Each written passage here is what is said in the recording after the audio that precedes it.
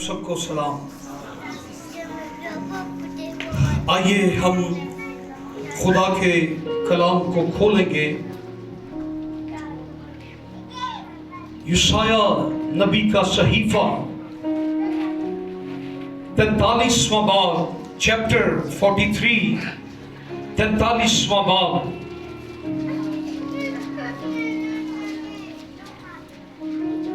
चौदहवीं आयत से लेकर 21वीं आयत तक हम पढ़ेंगे।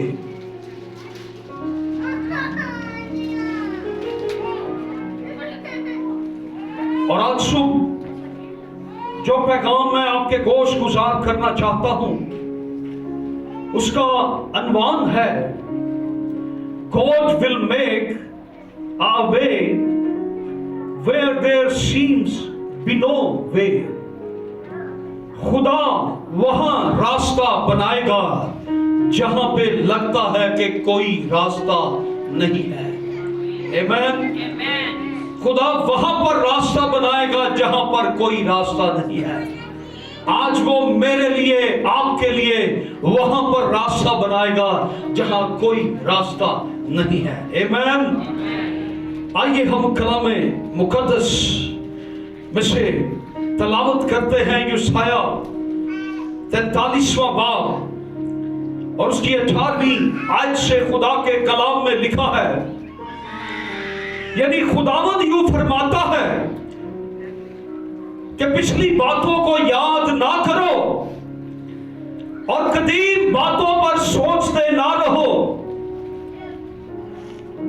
देखो मैं एक नया काम करूंगा, अब वो ज़हूर में आएगा, क्या तुम उससे ना वाकिफ रहोगे? हाँ, मैं बियाबान में एक राह और सहरा में नदियां जारी करूंगा। जंगली जानवर, गीदड़ और शुतुरमुर्ग मेरी ताज़ीम करेंगे, क्योंकि मैं बियाबान में पानी और सहरा में नदियां जारी करूंगा, ताकि मेरे लोगों के लिए, यानी मेरे बरगसीदों के पीने के लिए हो। मैंने इन लोगों को अपने लिए बनाया ताकि वो मेरी हम्द करें। खुदा के कलाम के पढ़े और सुने जाने के वसीला से हम सब बरकत पाए। आमीन। मेरे माइक की थोड़ी सी eco. Holi spirit, thank you. देखो मैं एक नया काम करूंगा। Behold, I will do a new things। खुदा वहां पर रास्ता बनाएगा जहां पर रास्ता नहीं है। यशाया नबी के सहीफा को अहदे अतीक की अंजील और यशाया नबी को ताहिराने नबूवत का शाहीन और अहदे अतीक का मुबशर भी कहा जाता है। यशाया नबी के सहीफे में हमें पूरी बाइबल की झलक नजर आती है। किताबें मुकद्दस में कुल 66 किताबें हैं और यशाया की किताब के भी कुल 66 अबवाब हैं। अहदे अतीक पुराने अहदनामा की 39 किताबें और अहदे जदीद नए अहदनामा की 27 किताबें हैं। यशाया नबी के सहीफे को 2 हिस्सों में तकसीम किया जाता है। इस किताब का पहला हिस्सा पहले बाब से लेकर 39वें बाब तक उसकी आखिरी आयत तक है, जिसमें जो पैगाम है उसमें हमें अहदे अतीक के पैगाम की झलक नजर आती है। खुदा गुनाह और गुनहगारों की अदालत करता है और फिर इसके साथ साथ हमें खुदा की मुआफी, खुदा की बहाली और मखलिसी के बारे में जिक्र मिलता है। दूसरा हिस्सा 40वें बाब से लेकर 66वें बाब तक है। इसमें हमें नए अहदनामा के पैगाम की झलक दिखाई देती है। खुशखबरी बहाली का वादा, खुशखबरी का वादा, नजात का वादा का वादा इस हिस्से के अंदर हमें दिखाई देता है। और आज सुबह जो आयाते मुबारका हमने तलावत की है, उनका हिस्सा,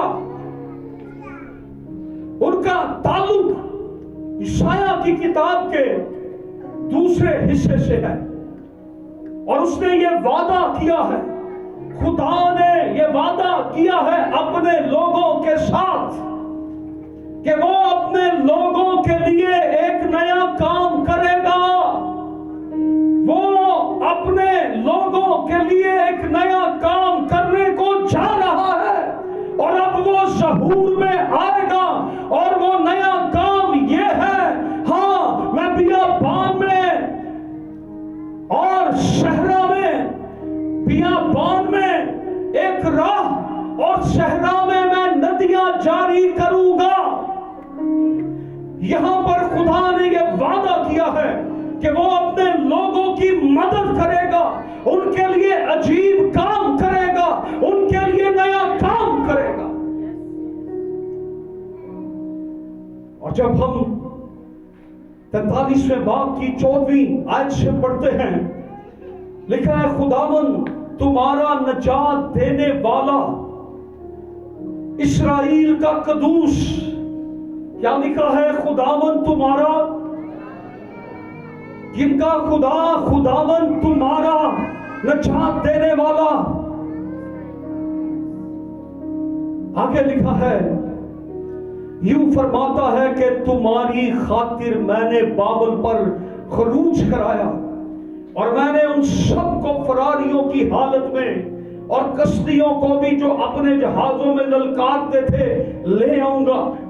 15वीं आयत, फिर दूसरी बात, ये दूसरी बार खुदा फरमाता है, मैं खुदावन तुम्हारा कदूस, इस्राएल का खालिक, तुम्हारा बादशाह। उसने फिर कहा, मैं खुदावन तुम्हारा खुदावन, जिसने समुंदर में राह और सैलाब में गुजरगाह बनाई, जो जंगली रथों और घोड़ों और लश्कर और बहादुरों को निकाल लाता है। वो सब के सब लेट गए, वो फिर ना उठेंगे, वो बुझ गए, हाँ, वो बत्ती की तरह बुझ गए। यानी खुदावंद यूं फरमाता है कि पिछली बातों को याद ना करो और कदीम बातों पर सोचते ना रहो। देखो मैं एक नया काम करूंगा, अब वो ज़हूर में आएगा। क्या तुम इससे ना वाकिफ हो गए? हाँ, मैं बियाबान में एक राह और सहरा में नदियां जारी करूंगा। ये खुदा का वादा है अपने लोगों के लिए। और आज सुबह जिस सच्चाई को मैं बयान करने जा रहा हूं, जिस सच्चाई पे हम गौर करेंगे, हमारे खुदा की खूबी, हमारे खुदा का जो खुदा की जो सिफत है, हमारे खुदा की जो कुदरत है, जो क्वालिटी, जो कुदरत हमारे खुदा के अंदर है, वो दुनिया के किसी खुदा के अंदर नहीं है। हमारा खुदा अजीब काम करता है, हमारा खुदा अजीब काम करता है। और आज सुबह एक नया काम करने जा रहा है। वो कहता, देखो मैं नया काम करूंगा, देखो मैं नया काम करूंगा। ये नबूवती पैगाम आज की सुबह सुन लीजिए। खुदा आपके लिए एक नया काम करने को है। खुदा आज मेरे लिए एक नया काम करने को है। खुदा आपके लिए काम करने को है। खुदा आज भी बियाबान में एक राह और सहरा में नदियां जारी करने को है। जो क्वालिटी हमारे खुदा की है, वो किसी दुनिया के और खुदा की। जो अजीब काम हमारा खुदा कर सकता है, वो दुनिया का कोई और माबूद नहीं कर सकता। दुनिया की कोई देवी नहीं कर सकती, दुनिया का कोई देवता नहीं कर सकता, दुनिया में कोई इंसान नहीं कर सकता। जो हमारा खुदा कर सकता है, वो हमारे लिए सब कुछ कर सकता है। हमारे खुदा का ये खासा है, वो काम करता है जहां कोई राह नहीं होती, जो नामुमकिन है। हमारा खुदा नामुमकिनात का बादशाह है, उसके लिए कुछ भी नामुमकिन नहीं है। उसकी कुदरत के अजीब काम है, तखय्युर अगेंस काम है, शिश्तर कुन काम है। वो इंसान को हैरान कर देते हैं। हालेलुया। आज की सुबह इस कलाम को अपनी जिंदगी में उतरने दें। देखो मैं एक नया काम करूंगा। खुदा ने वादा किया है कि वो बियाबान में एक राह तैयार करेगा। इसका मतलब ये है कि जहां कोई रास्ता नहीं है, लगता है कि सारे रास्ते बंद हो चुके हैं, जहां कोई उम्मीद नहीं है, जहां कोई रास्ता नहीं है, यहोवा खुदा अपनी कुदरत से रास्ते बनाता चला जाएगा। वो रोशनियां उड़ेलता चला जाएगा। वो अपनी कुदरत के सबब से अपने बच्चों के लिए रास्ते तैयार करता चला जाएगा। खुदा का कलाम मेरे और आपके खुदा की बाबत ये फरमाता है। 41वें बाब की 18वीं आयत यशाया लिखा है, मैं नंगे टीलों पर नहरें और वादियों में चश्मे खोलूंगा, शहरा को तालाब और खुश्क जमीन को पानी का चश्मा बना दूंगा। बियाबान में देवदार और बबूल और आस और जैतून के दरख्त लगाऊंगा। सहरा में चीड़ और सरू और सनोबर इकट्ठे लगाऊंगा, ताकि वो सब देखें और जाने और गौर करें और समझें कि खुदावंद ही के हाथ ने ये बनाया और इस्राएल के कदूस ने ये पैदा किया।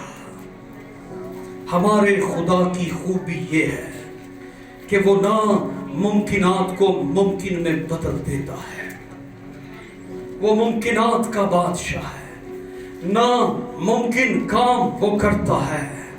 यशाया 48वें बाब की 21वीं आयत, और वो उनको बियाबान से ले आया।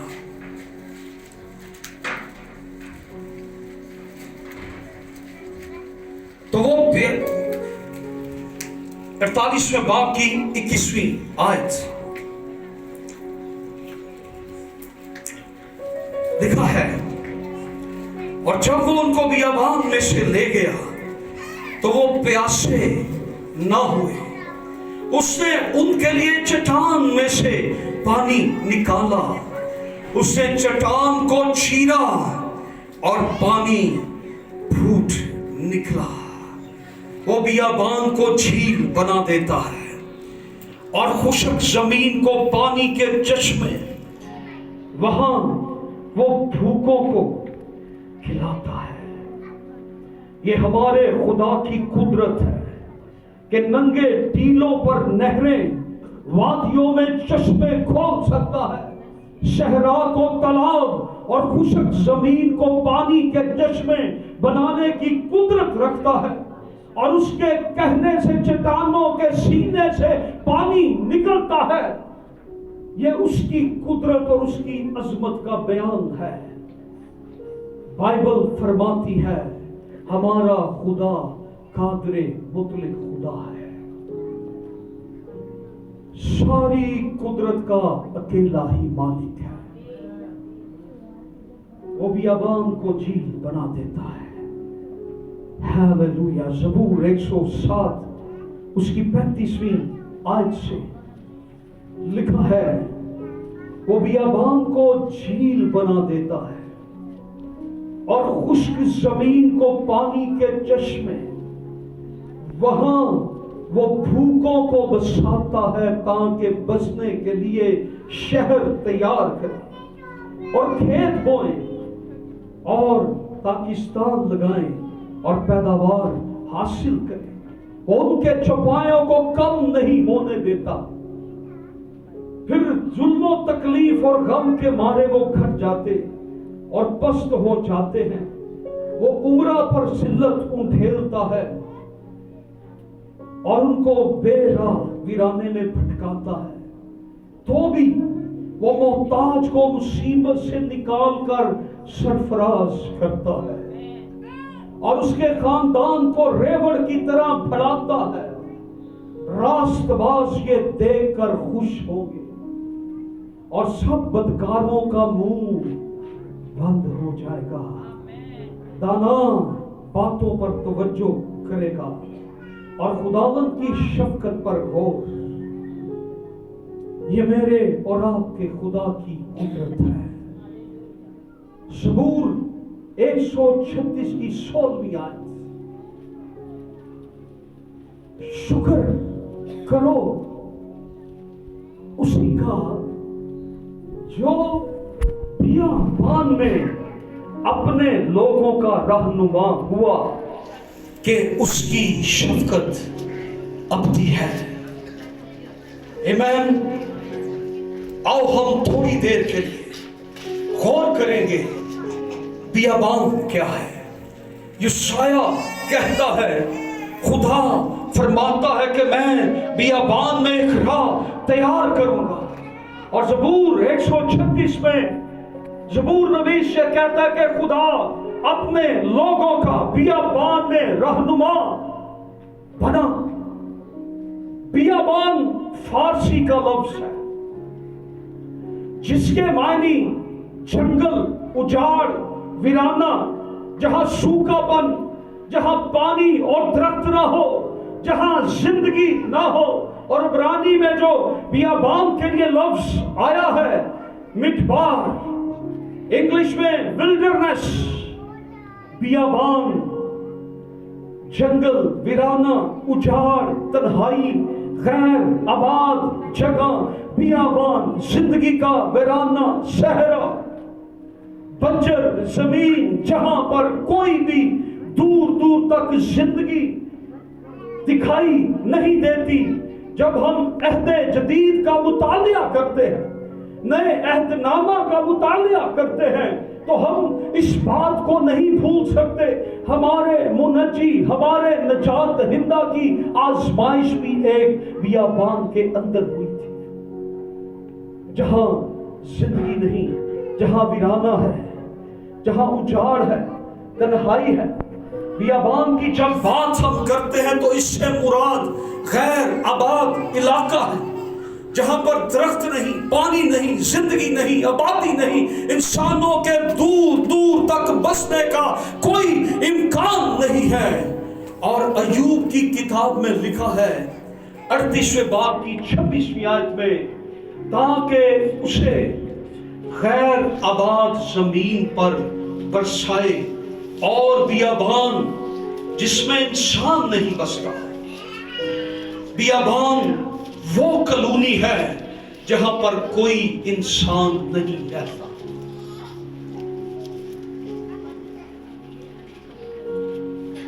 बियाबान है क्या?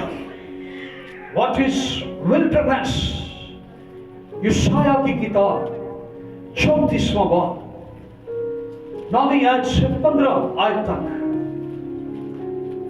यशाया 34वां बाब 9वीं आयत से, और उसकी नदियां राल हो जाएंगी। बियाबान क्या है? ये खुदा की अदालत का बयान है जो मैं पढ़ने लगा। खुदा अपने दुश्मनों को बियाबान बना देगा। खुदा की अदालत उसके दुश्मनों को बियाबान बना देगी।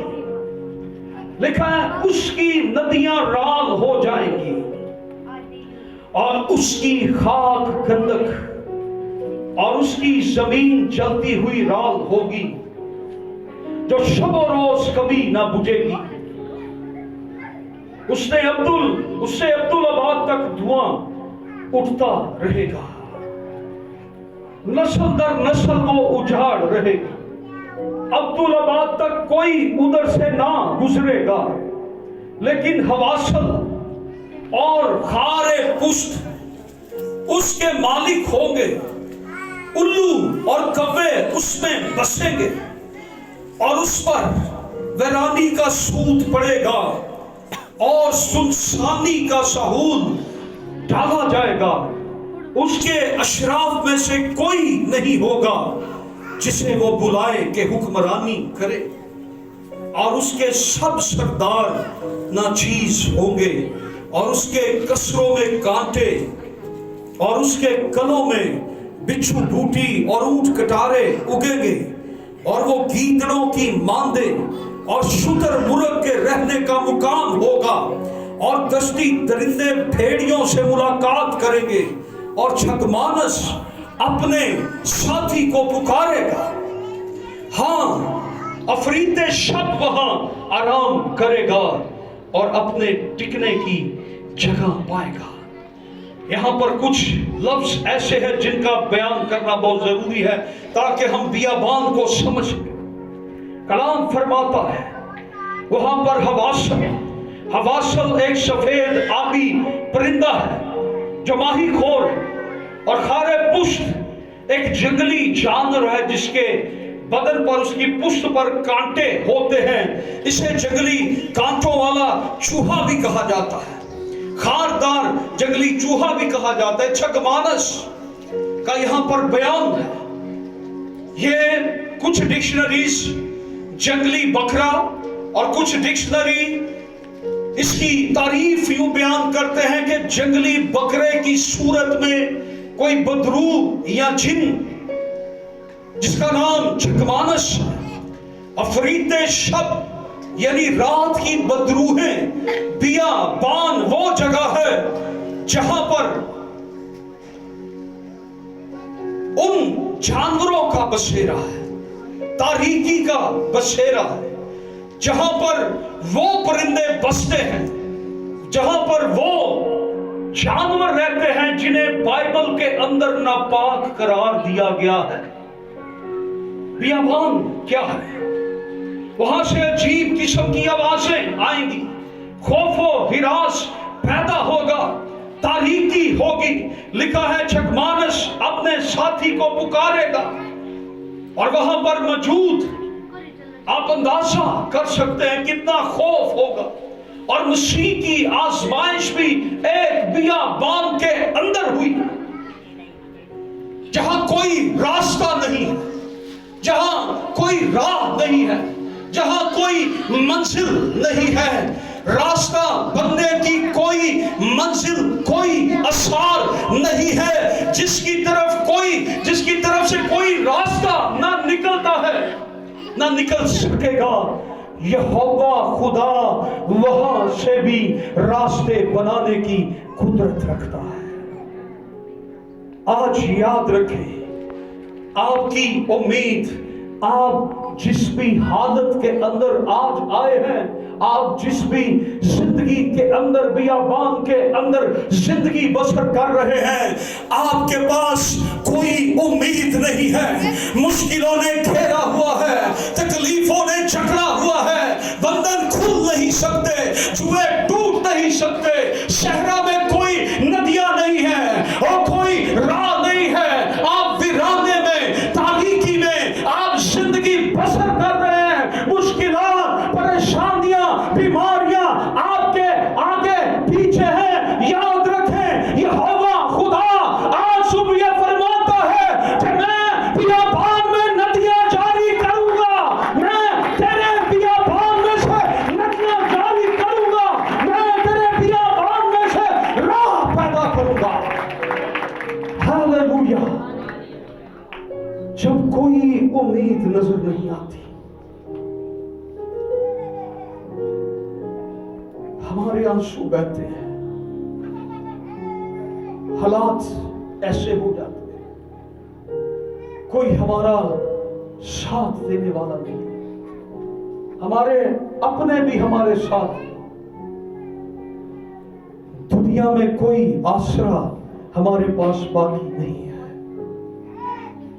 लश्करों का खुदा आज फरमाता है, मैं तेरा आसरा हूं, मैं तेरे लिए राह पैदा करूंगा, तेरे लिए सारे दरवाजे भी बंद हो जाएंगे, मैं तेरे लिए सारे दरवाजे भी खोलूंगा, मैं तेरे लिए एक नया काम करूंगा, मैं तेरे बियाबान को आज बियाबान नहीं रहने दूंगा। मैं तेरे बियाबान के अंदर एक राह पैदा करूंगा, तू निकल जाएगा। मैं तेरे बियाबान में से तुझे निकालने की कुदरत रखता हूं। Amen, Amen, Holy Spirit, thank you। आज खुदा कईयों से बोल रहा है। अगर आज सुबह आप ये महसूस कर रहे हैं कि आप हालात के अंदर घिरे हुए हैं, रास्ता नहीं मिल रहा, हर तरफ बदरूहे हैं, शैतान है, आलमे रवा की कूवतें हैं, जिंदगी नहीं है, वीरानी है, सुनसानी है, आज सुबह मेरे पास आपके लिए खुशखबरी है। यहोवा जिंदगी का मंबा है। यीशु मसीह आपके सारे हालात के अंदर आसानी पैदा कर देगा। वीरानी खत्म हो जाएगी, सुनसानी खत्म हो जाएगी। तेरा बियाबान रूह कुद्स की कुदरत से आज रास्ते मुहैया हो जाएंगे। आज की सुबह तेरे लिए उम्मीद मुहैया हो जाएगी। तेरा खुदा तेरे लिए सब कुछ कर सकता है। बियाबान ये जाहिर करता है, बियाबान गुनाह और गुनाह की अदालत को, सजा को, बंजरपन को, ना उम्मीदी को जाहिर करता है। लेकिन खुशखबरी ये है कि यहोवा खुदा बियाबान में से राह पैदा कर सकता है। यशाया 43वां बाब 16वीं आयत। Praise Holy Spirit, Hallelujah, Jesus। जिसने समंदर में राह और सैलाब में गुजरगाह बनाई। कभी किसी ने समुद्र में राह बनी हुई देखी?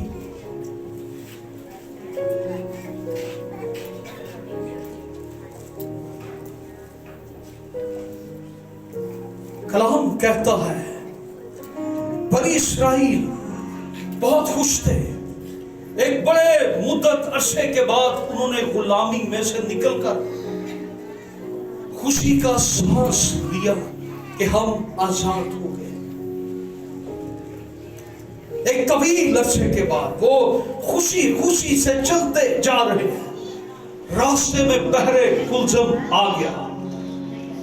पीछे से मिस्रियों को भी होश आ गया कि ये हमारे गुलाम थे, हमारी नौकरी करते थे, आओ हम इनको पकड़ के लाएं ताकि ये हमारे गुलाम रहे। आगे समुंदर आ गया, पीछे मिस्री आ गए, दरम्यान में इस्राएली है। खरूज 4 बाब की 10वीं आयत। और जब फिरौन नजदीक आ गया तब बनी इस्राएल ने आंख उठाकर देखा कि मिस्री उनका पीछा किए चले आते, और वो नहायत खौफजदा हो गए।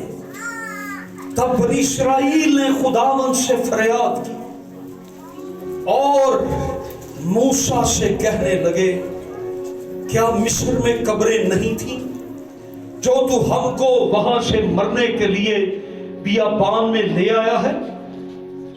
तूने हमसे ये क्या किया कि हमको मिस्र से निकाल लाया? क्या हम तुझसे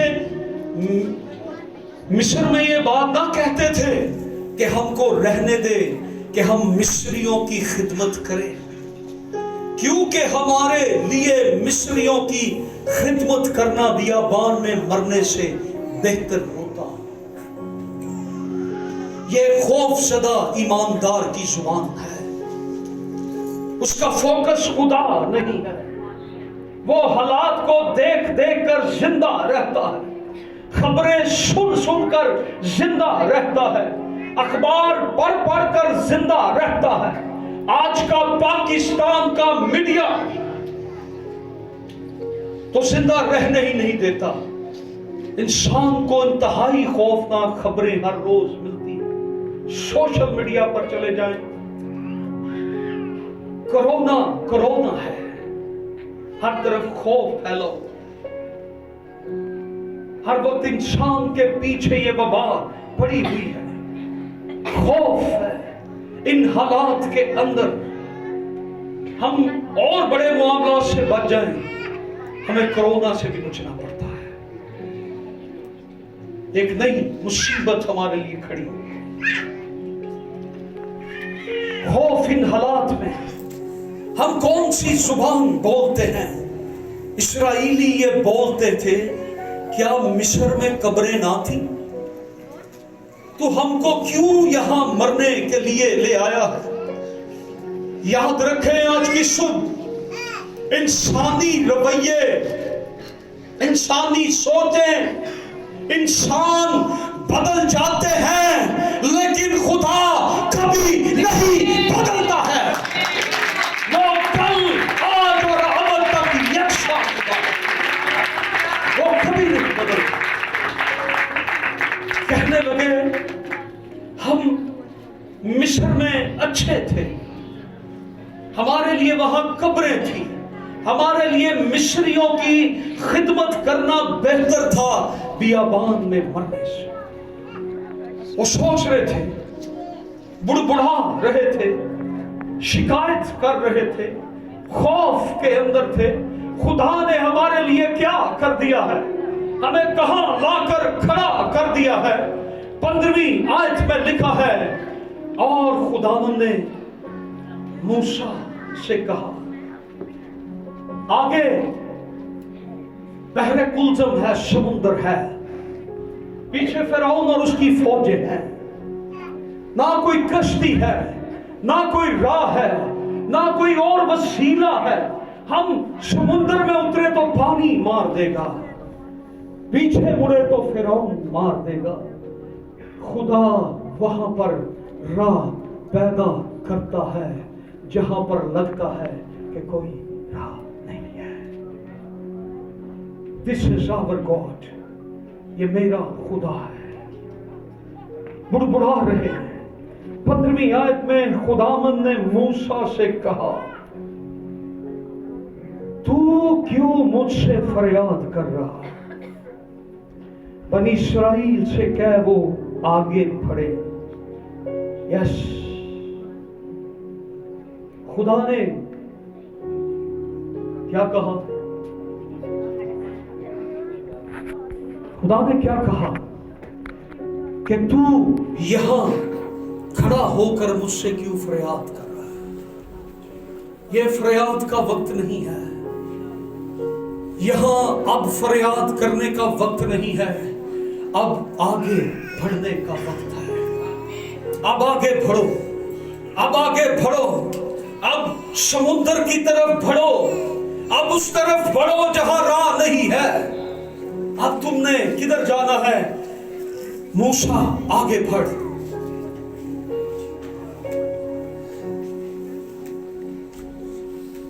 आज मेरे लिए और आपके लिए हुक्म है।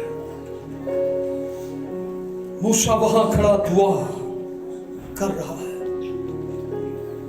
इस्राएली सोच रहे हैं कहां जाएं। आज हम फिरौन से बच गए तो समुद्र मार डालेगा, समुद्र से बच गए तो फिरौन मार डालेगा। खुदा ने क्या कहा? ये वक्त बातें करने का नहीं है, ये वक्त आगे बढ़ने का है। हालेलुया। शायद हालात की वजह से, मुश्किलात की वजह से, मिस्री और बहरे कुलजम की वजह से वो ये कह रहे हैं, लेकिन खुदा कह रहा है आगे बढ़ो। खुदा क्या कह रहा है? खुदा क्या कह रहा है? आगे बढ़ो। और तू अपनी लाठी उठा, और तू अपनी लाठी उठाकर अपना हाथ समुद्र के ऊपर बढ़ा और उसे 2 हिस्से कर खुदा आज मुझसे और आपसे, आज मूसा से, आज के मूसा से खुदा ये तवक्को कर रहा है। खुदा आज की कलीसिया से ये तवक्को कर रहा है। खुदा आज के ईमानदार से ये तवक्को कर रहा है, बजाय कि ये हम दुआ करते रहे। खुदा कहता है आगे बढ़ो, समुद्र को 2 हिस्से करो। समुद्र 2 हिस्से हो सकता था, हो सकता था। इस्राएलियों को तो लग रहा था समुद्र 2 हिस्से नहीं हो सकता। खुदा ने कहा आगे बढ़ो, समुद्र को 2 हिस्से। आमीन। आज कितने इस कलाम पर यकीन रखते हैं? आज आपके लिए समुद्र 2 हिस्से हो जाए। आज आप समुद्र में से गुजर जाएंगे। जिस समुद्र ने आपकी बरकत को रोक रखा है, आज खुदा उसको चीर डालेगा। जिसने आपके मौजों को रोक रखा है, आज खुदा उसे चीर डालेगा। खुदा कह रहा है आगे बढ़। तूने बहुत आंसू बहा लिए हैं, तूने बहुत दुख उठा लिया है, तूने बहुत तकलीफ उठा ली है। अब तेरे हालात बदलने को हैं। देख, मैं तेरे लिए एक नया काम करने को हूं। मैं तेरे लिए बियाबान में राह तैयार करने को हूं। मैं तेरे लिए शहरों में नदियां जारी करने को हूं। आगे बढ़।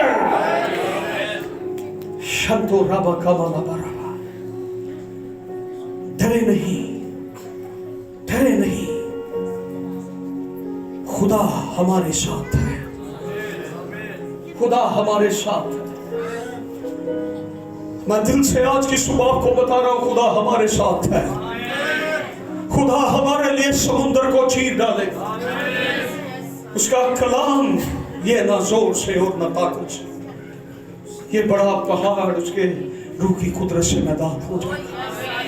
और पहाड़ों को हटा देगा, वो समुद्र को चीर डालेगा। मिस्री पीछे है, इस्राएली डर रहे हैं। कहते मिस्र में मर जाते अच्छा, कोई रिश्तेदार आ जाते हमारे मरने में, 40वां हो जाता, 11वां हो जाता, 30वां हो जाता, बियाबान में हम मर जाएंगे। मूसा तूने हमारे साथ ये क्या किया? खुदा, मेरे लोग बेदिल हो गए, मेरे लोग डर गए, वो शिकायत कर रहे हैं, हम क्या करें, हम कहां जाएं? मेरे हालात इस तरह के हो गए, मेरे पास खाने के लिए नहीं रहा, मेरे पास पहनने के लिए नहीं रहा। अब मौत भी हमारे दरवाजे पे आके खड़ी है, हम बीमारी में मर रहे हैं। खुदा आज की सुबह कहता है उठ, आगे बढ़, आगे बढ़। पानी को 2 हिस्से कर दे, पानी को 2 हिस्से कर दे। अपनी लाठी को उठा और पानी को 2 हिस्से कर दे। मूसा उठा है और उसने अपनी लाठी को बढ़ाया है और उसने समुद्र पर अपनी लाठी को बढ़ा दिया है। और खुदा ने पूर्वी आंधी चलाई और समुद्र 2 हिस्से हो गया और पानी दीवारों की तरह खड़ा हो गया और समुद्र में राह उसी ने बना दी। आज तेरे समुद्र को वही तेरे लिए राह बना। हालेलुया। आज के ईमानदार, चर्च की लीडरशिप, चर्च की कलीसिया गौर से सुन ले। आज के मूसा गौर से सुन ले। खुदा कह रहा है आगे बढ़, अपनी लाठी को उठा, अपनी लाठी को उठा। आज ईमानदार, तूने कौन सी लाठी उठानी है? आज जो लाठी हमने उठानी है वो खुदा का कलाम है।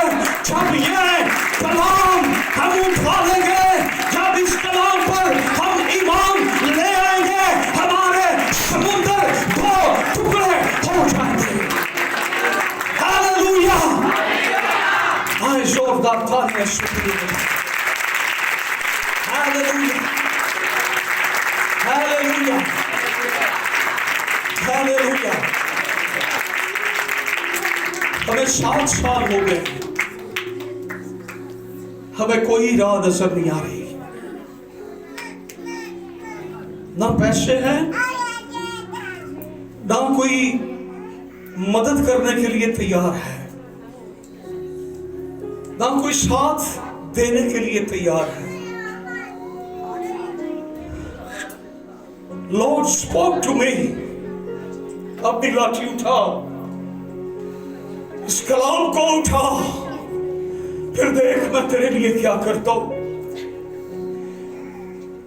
वहां पर मूसा था, इसलिए लोग समुद्र चीर के गुजर गए, लेकिन आज मेरे साथ मेरा यीशु है, वो पानी पर भी चलाने की कुदरत रखता,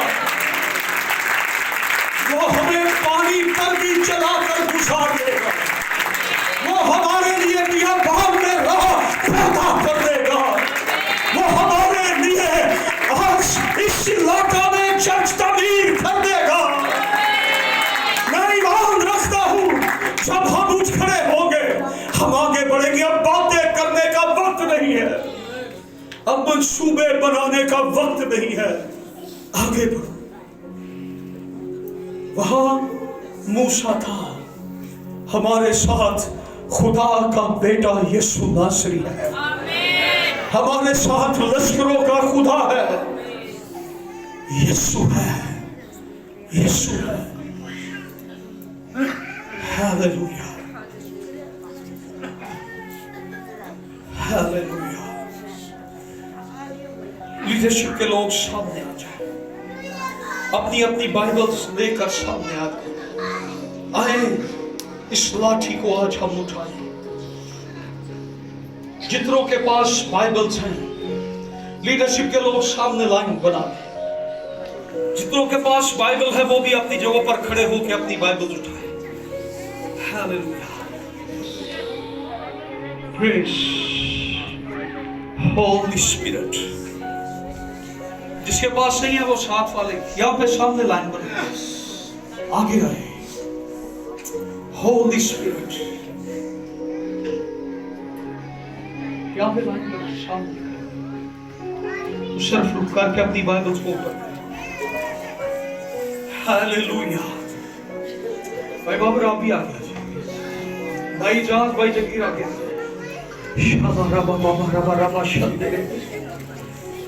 Holy Spirit, खुदा आज हम ये लाठी उठाए हुए तेरे पास आ गए। हमारे लिए कोई राह नहीं है, हम कहाँ जाए। आए कलीसिया अपने लोगों को खोल के हम ये कहें, खुदा लीडरशिप के लोगों अपने लोगों को खोले। हमें कोई राह नजर नहीं आ रही, हमारे लिए कोई आसरा नहीं है। कलीसिया हमारे लिए कोई आसरा नहीं है। आगे समुद्र है, पीछे फिरौन की फौजें हैं। ये कलाम है आज की सुख, देखो मैं तुम्हारे लिए एक नया काम करूंगा। आए आगे बढ़े, आए आगे बढ़े, अपने लोगों को खोले और खुदा से के हमारे लिए राह पैदा कर दे। अपनी बाइबल्स को ऊपर उठाएं। होली स्पिरिट हमारे लिए राह तैयार कर दे। यीशु नासरी, हम ये लाठी उठाए हुए तेरे पास आ गए। खुदा हमारा कोई आसरा नहीं है, हमारा कोई कुशादे हाल नहीं है। खुदा हमारा बियाबान खत्म कर दे अब। खुदा खुदा हमारे बियाबान को खत्म कर दे। खुदा हम तेरी हजूरी में ये फरियाद कर रहे हैं। आइए चर्च हम खुदा से ये फरियाद करें।